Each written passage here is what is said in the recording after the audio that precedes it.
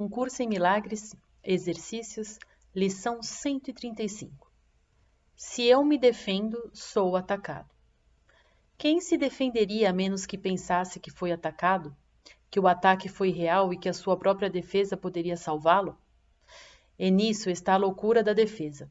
Dá plena realidade às ilusões e depois tenta lidar com elas como se fossem reais. Acrescenta ilusões às ilusões, assim fazendo com que a correção seja duplamente difícil. É isso que fazes quando tentas planejar o futuro, ativar o passado ou organizar o presente como desejas. Tu operas a partir da crença em que tens que te proteger do que está acontecendo, porque algo ali não pode deixar de conter o que te ameaça. Um senso de ameaça é um reconhecimento de uma fraqueza inerente, uma crença segundo a qual há um perigo que tem o poder de convocar-te para fazer uma defesa apropriada. O mundo está baseado nessa crença insana, e todas as suas estruturas, os seus pensamentos e dúvidas, as suas penalidades e armamentos pesados, as suas definições legais e os seus códigos, a sua ética, os seus líderes e os seus deuses, tudo serve apenas para preservar o senso de ameaça do mundo, pois ninguém caminha pelo mundo em uma armadura sem que o terror esteja golpeando-lhe o coração. A defesa é assustadora. Brota do medo, o qual aumenta a cada vez que uma defesa é feita. Pensas que ela oferece segurança. No entanto, ela fala do medo que se faz real e do terror justificado. Não é estranho que, ao elaborares os teus planos, fortaleceres a tua armadura e apertares as tuas fechaduras. Não pares para perguntar a ti mesmo o que estás defendendo e como e contra o quê. Primeiro, vamos considerar o que defendes. Não pode deixar de ser algo muito fraco, fácil de ser assaltado. Não pode deixar de ser uma presa fácil, incapaz de se proteger e que precisa da tua defesa. O que mais, senão o corpo, tem tal fragilidade que precisa de cuidados constantes e atentos, de uma preocupação profunda para proteger a sua pequena vida? O que mais, senão o corpo, vacila e não pode deixar de falhar em servir ao Filho de Deus como um digno anfitrião? No entanto, não é o corpo que pode ter medo, nem ser um objeto de medo. Ele não tem necessidades, senão aquelas que tu lhes atribuís. Não precisa de estruturas complicadas para a sua defesa, de medicamentos para torná-lo saudável, de absolutamente nenhum cuidado e de nenhuma preocupação. Defende a sua vida ou oferece-lhe dádivas para fazer com que fique bonito, ou muros para colocá-lo a salvo, e estarás dizendo que o teu lar está aberto ao assalto do tempo que é corruptível, que está desmoronando, que é inseguro, a ponto de precisar ser guardado com a tua própria vida. Esse retrato não é amedrontador? Podes estar em paz com tal conceito acerca do teu lar? E, no entanto, quem dotou o corpo com o direito de servir-te dessa forma, senão a tua própria crença? Foi a tua mente que deu ao corpo todas as funções que vês nele e que estabeleceu o seu valor bem além de um pequeno monte de pó e água. Quem defenderia algo que reconhecesse ser assim? O corpo não precisa de nenhuma defesa. Nunca é demais enfatizar isso. Ele será forte e saudável se a mente não abusar dele, conferindo-lhe papéis que não lhe pode cumprir, propósitos além do seu alcance e objetivos exaltados que não pode realizar. Tais tentativas ridículas, mas profundamente apreciadas, são as fontes de muito dos teus ataques loucos contra ele, pois ele pode desapontar as tuas esperanças, as tuas necessidades, teus valores e teus sonhos. O ser que precisa de proteção não é real.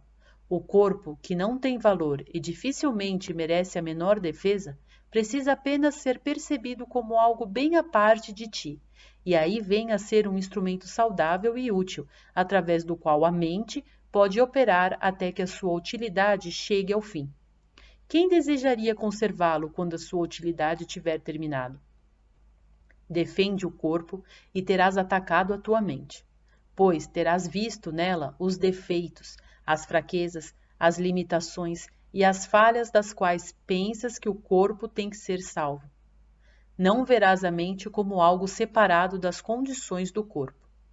E imporás a ele toda a dor que vem da concepção da mente como limitada e frágil, à parte das outras mentes e separada da sua fonte. Esses são os pensamentos que precisam de cura, e o corpo responderá com saúde quando tiverem sido corrigidos e substituídos pela verdade. Essa é a única defesa real do corpo. Mas é aqui que procuras a sua defesa? Tu lhe ofereces um tipo de proteção do qual ele não ganha nenhum benefício, apenas acrescenta a aflição da tua mente. Não curas, apenas eliminas a esperança da cura, pois falhas em ver aonde a esperança tem que estar para ser significativa. A mente curada não faz planos, executa os planos que recebe ouvindo a sabedoria de que não lhe é própria. Espera até que lhe seja ensinado o que deve ser feito, e então começa a fazer. Não depende de si mesma para coisa alguma, a não ser para sua adequação em cumprir os planos que foram designados para ela. É segura na certeza de que obstáculos não podem impedir o seu progresso em realizar qualquer uma das metas que servem ao plano maior estabelecido para o bem de todos.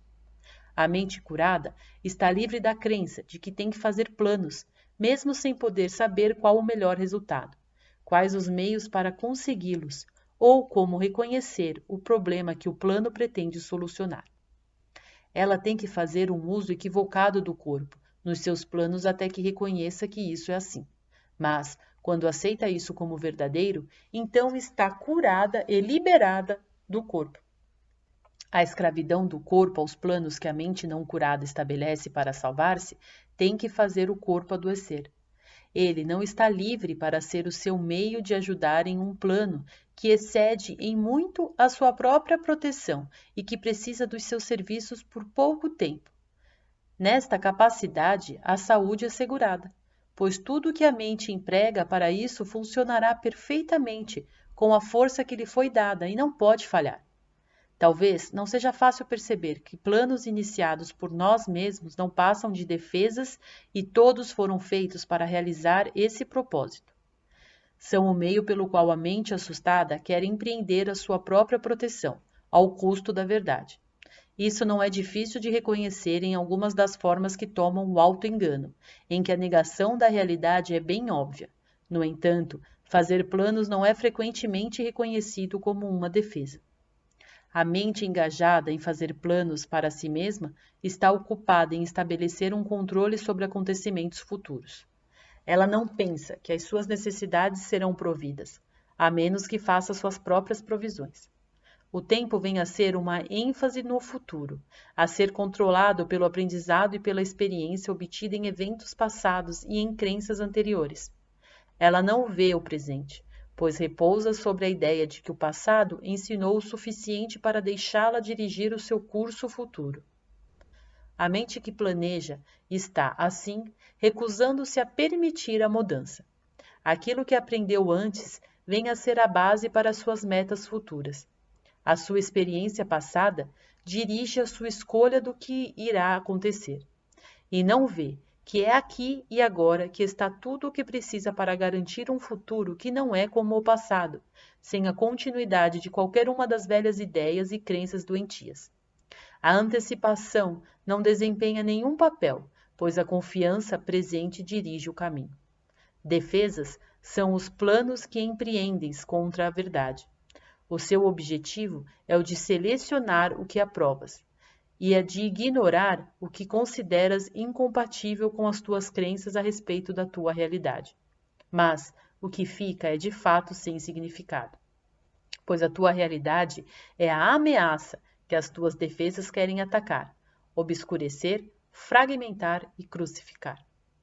O que deixarias de aceitar se apenas soubesse que tudo o que acontece, todos os eventos passados, presentes e por vir são gentilmente planejados por aquele cujo único propósito é o teu bem? Talvez tenhas entendido o seu plano de forma equivocada, pois ele nunca te ofereceria dor. Mas as tuas defesas não te deixaram ver a sua bênção amorosa brilhando em cada passo que jamais deste. Enquanto fazia planos para a morte, ele te conduzia gentilmente para a vida eterna. A tua atual confiança nele é a defesa que promete um futuro imperturbado, sem nenhum traço de pesar e com uma alegria que cresce constantemente, enquanto essa vida vem a ser um instante santo, estabelecido no tempo, mas ocupado apenas com a imortalidade. Não deixes que as outras defesas, senão a tua atual confiança, dirija o futuro, e essa vida venha a ser um encontro significativo com a verdade, que só as tuas defesas poderiam querer ocultar. Sem defesas, tu vens a ser uma luz que o céu, com gratidão, reconhece como a sua própria luz. Ela te conduzirá pelos caminhos designados para a sua felicidade, de acordo com o antigo plano que começou com o início dos tempos. Os teus seguidores unirão as suas luzes à tua, e ela aumentará até que o mundo seja iluminado com alegria. E os nossos irmãos, com contentamento, deixarão de lado as suas incômodas defesas, que em nada lhes foram úteis e só podiam aterrorizar. Vamos antecipar esse momento hoje, com confiança presente, pois isso traz parte do que foi planejado para nós. Estaremos certos de que tudo o que precisamos nos é dado para a nossa realização no dia de hoje. Não vamos planejar como seria feito, mas reconheceremos que o fato de nos despojarmos de todas as nossas defesas é tudo o que preciso para que a verdade desponte com certeza para nossas mentes. Durante 15 minutos, 2 vezes hoje, vamos descansar de planejamentos sem sentido e de todo pensamento que impede a verdade de penetrar nas nossas mentes. Hoje, vamos receber ao invés de planejar, para que possamos dar ao invés de organizar. E algo nos é dado verdadeiramente ao dizermos: se eu me defendo, sou atacado. Mas, despojando-me de todas as defesas, serei forte e aprenderei o que as minhas defesas escondem. Nada mais do que isso. Se houver planos a serem feitos, eles te serão comunicados. Talvez não sejam os planos que pensavas serem necessários, ou as respostas para os problemas que pensavas estar enfrentando, mas são respostas para um outro tipo de pergunta, que permanece sem resposta e precisa ser respondida até que a resposta, enfim, venha a ti. Todas as tuas defesas têm tido como objetivo não receber o que receberás hoje. E na luz e na alegria da simples confiança, não poderás deixar de perguntar a ti mesmo por que razão jamais chegaste a pensar que precisava ser defendido da liberação. O céu nada pede. É o inferno que faz exigências extravagantes de sacrifício.